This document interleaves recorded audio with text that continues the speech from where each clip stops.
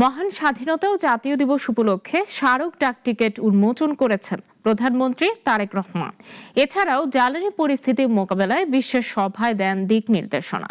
পরে তথ্য ও সম্প্রচার মন্ত্রী জানান, দেশের জ্বালানি তেলের কোনো সংকট নেই, পরিকল্পনা নেই দাম বাড়ানোর।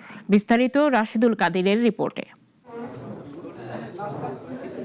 প্রতিদিনের মতো আজও সকাল ৯টার দিকে অফিসে আসেন প্রধানমন্ত্রী তারেক রহমান, সারেন দাপ্তরিক কিছু কাজ। এরপর মহান স্বাধীনতা ও জাতীয় দিবস উপলক্ষে ডাকটিকিটের মোড়ক উন্মোচন করেন তিনি। এরপর জ্বালানি পরিস্থিতি মোকাবেলায় করণীয় নিয়ে বিশেষ সভা করেন প্রধানমন্ত্রী। আর এতে বিদ্যুৎ, জ্বালানি ও খনিজ সম্পদ মন্ত্রী ইকবাল হাসান মাহমুদ টুকু সহ মন্ত্রিসভার সদস্যরা অংশ নেন। সরকারের বিভিন্ন পদক্ষেপকে জনগণের সামনে তুলে ধরার জন্য আপনাদের মাধ্যমে হাজির হওয়ার একটা সিদ্ধান্ত নিয়েছি। এদিকে সরকারের ১ মাস পূর্তি উপলক্ষে আয়োজিত এক সংবাদ সম্মেলনে তথ্য ও সম্প্রচার মন্ত্রী বলেন, মধ্যপ্রাচ্যের সংঘাতের কারণে অন্যান্য দেশের মতো বাংলাদেশও কঠিন পরিস্থিতির মধ্যে আছে। তবে জ্বালানি নিয়ে আতঙ্ক না হওয়ার আহ্বান জানান তিনি। এখনো পর্যন্ত কোনো ধরনের কোনো জ্বালানি মূল্য বৃদ্ধির সিদ্ধান্ত হয়নি। এমনকি পার্শ্ববর্তী রাষ্ট্রে জ্বালানির যে মূল্য আছে তার সঙ্গেও আমাদের মূল্যের বেশ ব্যবধান আছে। আমাদের এই মুহূর্তে কোনো সংকট নাই। আশা করি আমরা সংকটের মোকাবেলা করতে হবে না।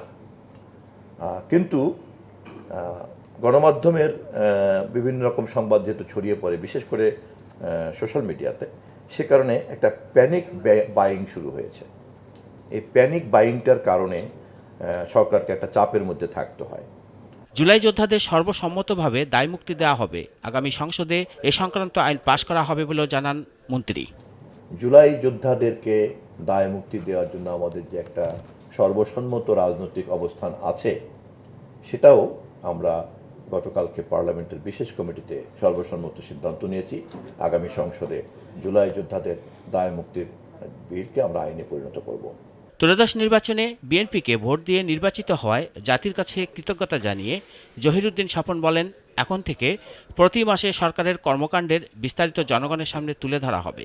আমরা আমাদের দায়িত্বের জন্যই আমরা এখানে হাজির হয়েছি। চেষ্টা করব প্রতি মাসে আমরা হাজির হতে। রাশিদুল কাদির, নাগরিক, ঢাকা।